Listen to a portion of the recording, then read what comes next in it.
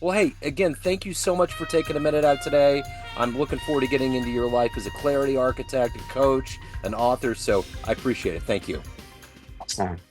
So let's begin our journey into your good work by asking you this. 5 years ago, this pandemic was changing everything. So many things were getting modified. How did you survive the pandemic of 2020, and how has that extended into your life in 2025? That is a really good question.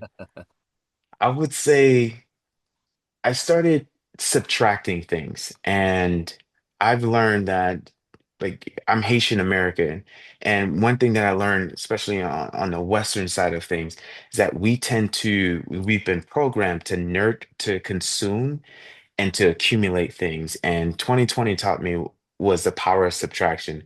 Who in this season needs to get lovingly extended out, as far as removing access or more boundaries? What needs to be removed?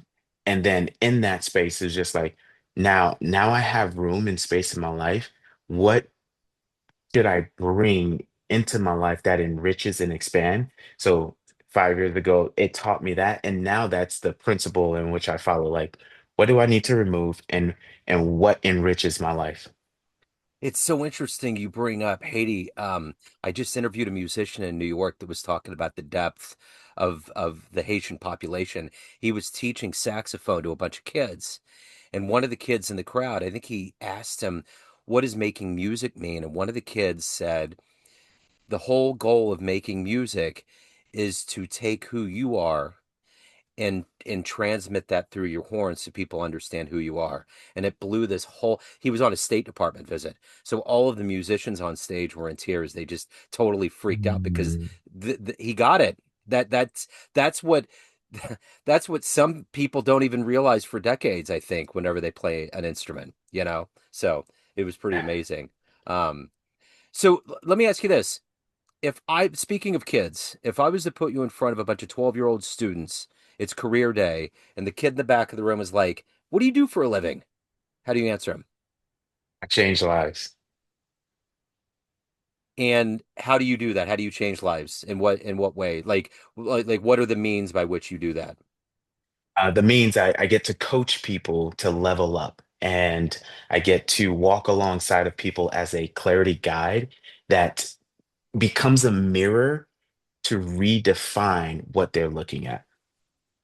So, what did you want to be when you were 12 years old? What was your dream? It's interesting. I was talking to my assistant about this. I wanted to be an architect and I wanted to be a psychologist. And it's interesting, that's where the name Clarity Architect came from, but I wanted to be a psychologist and an architect. So take me back to the beginnings of your life, your childhood, and what were these foundational elements that were woven into you with the psychology, with the coaching, with changing lives? What were the foundational seeds that were planted that were harvested into who you are today? Mm. I would say my mother. I grew up as a pastor's kid, and my mother was a pastor. So, church and God was the foundation, and and the qualities that I got to witness. There were some unhealthy and toxic qualities that I saw, but the healthy ones that I did see that I wanted to duplicate and replicate was the mindset and the heart set of generosity, of serving others, the mindset and the heart set of hospitality, the mindset and of growth and evolution, and how when each one reach one, each one should teach one. So these principles were just like modeled through like my Sunday school teachers. These principles were modeled through my sport coaches, like my football coaches and track coaches, and then discipline and resiliency and resourcefulness. So all of these things like shaped who I am with how I see the world, how I want to serve the world, and ultimately who I am. So was there a moment where you knew coaching was for you? When you finally found this avenue that you were going to help people and coach them, did you have a client? Did you have a moment? What was that light bulb of clarity that went off that made you convinced that you made the right choice? I had this conversation. It wasn't even a paid client. I had a conversation with someone, and they were They were they were at a crossroad. They had a mountain in front of them and they were just stuck. And it wasn't anything I knew like this. I'm this intelligent man and I just know what I know. I'm this oracle. I started asking questions. And then as I peeled the layer back and paraphrase and regurgitate it back. So here's what I'm hearing. Is that correct? And I was just like, yeah. And then I started asking more questions and more questions like, so tell me more. Where did you see the origination of that? And how do you see the patterns connecting? And what stories are you telling? Because I became so obsessively curious about understanding why that mountain was in front of them, what was holding them back, and what was the foundation in which they were created. And when they had those light bulb moments, like, okay, I can see the trauma impacted the stories that I'm telling myself. I can see now the stories I'm telling myself is shaping the present that I'm feeling right now. And I can see the present feeling is shaping how I perceive the future to be. And in that moment, I was like, okay, I might be good at this thing. And then it started happening more and more with other people. So I was like, I think this might be a calling. So, who's been your best coach? My best coach has been Jesus Christ. It sounds cliche because there's been a lot of people who've mentored me, and I'm so grateful. But I would say like reading the Bible and seeing how he taught disciples who were not well learned and would be considered outcasts, and he found ways to use analogies and parables to make the content in which he was talking about relatable, palatable, and acceptable so that they can digest and then implement, regurgitate, and implement, like, and to do it in their lives. So just modeling that style of leadership and coaching, like, changed the game for me, and it's ongoing. And one of the aspects of coaching is that clients have to take risks to change their lives to get to a better place. When you look at the timeline of your life, what's the biggest risk that you've taken? I would say stepping into entrepreneurship, like 110%, walking away from a secure, good salary and saying, you know what, I'm gonna bet on myself because I haven't seen anyone in my line of family. I grew up in the projects and seeing the people growing up, we we will often work dead end jobs and or more secure jobs. And it was betting on myself to do this entrepreneurship and saying, I will figure it out and I'm burning the boats. Biggest risk. And one of the things about being an entrepreneur is when you decide to do that, there's going to be people that are going to give you advice inevitably. What's the best advice, entrepreneurial advice you've ever gotten?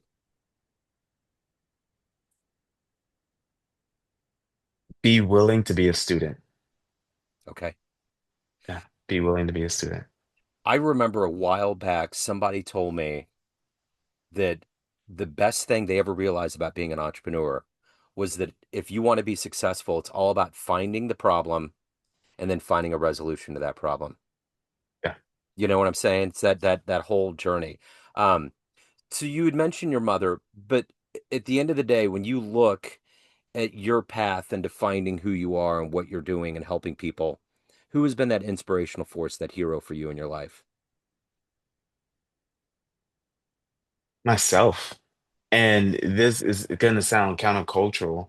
Um, I've spent the most time with me than anybody else. I've seen the flaws. I've went through the darkness, my own darkness, to come out on the other side and experience light so that I can bring light to others. So I would say my biggest inspiration and my hero is me because I've had those tough conversations.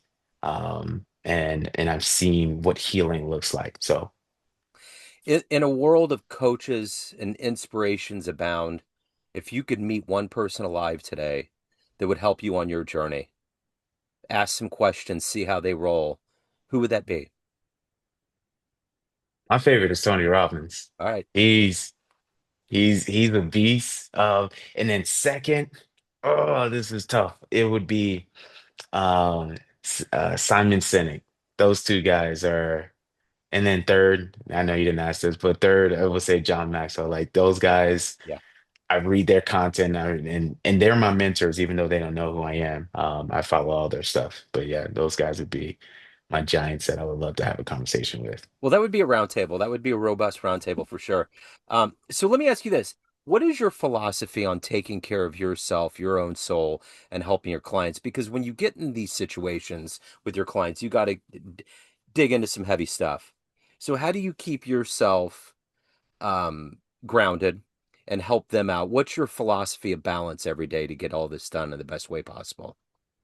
That is a really good question. I would say that the biggest thing is putting myself in the most peak state, and peak state is the healthy state. So mind, body, spirit. Is my mind healthy today? And what do I need to do to get my mind healthy? That means I need to consume content that enriches my mind, whether I'm listening to something that's good or reading something. And in my spirit, like, what am I doing to restore my soul? I'm praying, I'm listening to worship music, or I'm out in nature and I'm being grounded and observant. And in my body, how am I physically moving all the time? So that releases the stress that I consume, both internally and the stress that I consume externally. So if I can get myself in that grounded state, which that's my discipline, then I can be in a better state to have capacity to hold for other people. And one thing I learned as a coach earlier on, it was tough. I would take on people's problems as if it was my own, and it would just make me feel so heavy. And I was like, I'm good at this thing, but I don't know if I want to do this thing long term because it's heavy when people share their trauma. But one thing I've learned over the years has been I get to just hold space without taking anything from them. And I don't have to be their savior and I don't have to rescue them. I can just listen, validate, ask good questions and say, you know what? I'll walk with you with your problems. It's equivalent like to going to an airport and then walking with someone who's like, that's your baggage. This is my baggage. You can carry yours because TSA is going to let you, make sure you're with your bag, and I'll just carry mine, and we can walk side by side. So that's the approach I take. So, if you had a dream tonight, you ran into an 18-year-old version of you getting ready to charge out into the world and do it, and you could give that version of you a piece of advice based on this life you've led, the choices you've made, the wisdom you've accumulated, what advice would you impart on that younger version of you? Make better friends and make friends who are going where you want to go versus making friends who are where you're currently at would be the biggest advice.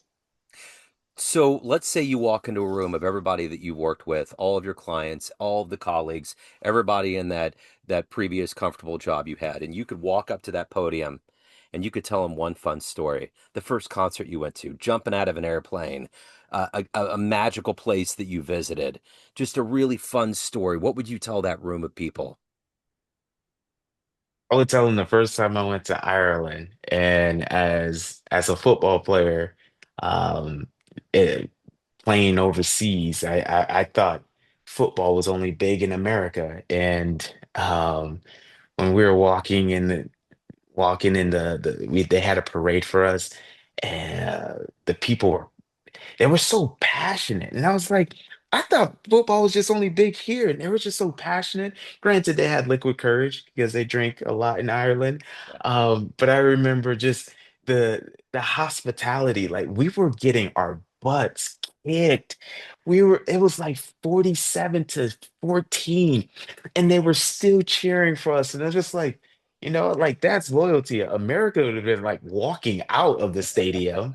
Um, but just their passion, their loyalty, their difference in culture, and the conversations I would have with people from different sides of the pond, but still finding commonality, it literally opened my eyes, and I was like, okay, there's life outside of the USA, and it inspires me to like be more curious about other cultures and other people. So that would be the biggest thing living in Ireland. Man, I remember going to Europe and realizing how young America is. So when we have all these speed bumps, you're like, what? You guys have been around for a long time. I mean, this one building that you go by is older than anything America could even think of, you know? And it just puts everything in perspective. It gives you a level of empathy and understanding. It's like travel is the medicine. It's really the way. Yes. So as an athlete, most people, I remember career day when I was a kid, there was a guy that walked in the room and he grabbed the marker and he went to the board and he put 0.01345. And we're all sitting there, we're like, what is that? And he said, that's the chance that any of you will ever be a professional athlete in any way, shape, or form. And it's very small, and very few people get to be on that, are fortunate enough to be able to be a part of that. What is the most intense energy crowd game that you've ever been a part of? That's part one. And part two, if you could get into a time machine and go see any game in the history of sport, where would you go? Mm. I would say the most intense, it was our rival in college. Uh, it was against Ripton College, and we have this long history since before I was even born, feud. And the hostility and walking into their stadium and the boos and the explicit words that they shared, and then being on business of like, okay, like our coach taught us, like the fastest way to shut up a crowd is to score some points. And being able to battle as men, and then at the end of it, like this intense battle, like you could feel the hate and the competitiveness at the end of it, getting together and then praying and just, and because football is an intense sport, but like no one getting injured in that game to that becomes like life changing. Was beautiful to see that brotherhood of like, okay, we can battle and we can clash and we can, get after it, but at the end of the day, like we're still humans and we still have to go back to school. But if there was any game that I could go to, it would be Miami Hurricanes versus Notre Dame, and it was during the time of when they called the convicts versus the Saints, Okay. and that was like when Miami was like Michael Irvin, those guys. So it would be to go back to that game. Man, the energy in those college stadiums and the amount of people that were in there. I mean, I just can't even imagine for an athlete what that would feel like to have that level of adrenaline and euphoria Yeah. coursing through. I've taken some pictures of like state games, like high school games, and I get away and my head's pulsing. I'm like, what happened? Because your concept of time just zaps away. I'm like, how did 3 hours just go away? So for an athlete to live that and to have all these plays and all that. I don't think people understand in any way what it's like to be an athlete and to go through that whole combination and layered psychology of being a human being on that playing field. Yeah. I didn't even think of it that way. It's in practice, we practiced like to the point where we would do the same thing every single day to become muscle memory. But as you're reflecting that back, like I didn't even think about it. Like there's the game going on, there's the pressure, and then there's like calls and then signals, and it's like there's different hand signals, and you got to memorize different hand signals and to understand your assignment. So yeah, it takes a lot of mental. Um, yeah, that's awesome. Yeah. Thank you for saying that. Oh Hmm. yeah, absolutely. So let me ask you this. Of everything that you've done in your life, this journey you've chosen, the path you've been on, the wisdom you've accumulated, what are you the proudest of? Healing, Yeah. healing, and I believe that heal people, hurt people. So um, I would be no good to the people that I serve, no good to my community if I didn't heal first. So at the end of the day, everyone has a perception of you. Family, friends, clients, everyone that you work with, everyone that's known you, but you run the show. What's your perception of you? Who do you think you are? I believe that I believe that I am God's gift to humanity to serve. I am a servant of all, and I believe that I'm love, and I believe that I'm the embodiment of joy and peace. I would say those things. So if anyone wants to hire you, they have questions, they're curious, any of the good business in your world, where do they go? They go to davidbprosper.com, or I live on social media. My handle on Instagram is David B. Prosper. I have other platforms too, but those are the two places that I'm the most active. Right on. David, what a wonderful, illuminating conversation. Thank you, sir. Thank you for your light. Thank you for your story. Best of luck. I appreciate it, man. Thank you so much. Have an amazing day. You too, man. Looking to get new clients to your business through cold calling or email marketing? At Agency Y, they envision a world in which small and big companies have equal chances to win new customers in the market. Their purpose is to bring parity and reduce the gap between large and small firms with the help of their cold calling and cold email marketing services. Use the code Joe Dimino 10 at www.agencyyyy.org/coldcallingjoe.php or www.agencyyyy.org/email marketing joe.php to get 10% off your first order. This is Joe Dimino of Neon Jazz and Famous Interviews, and I stand behind Agency Y to meet your business dreams.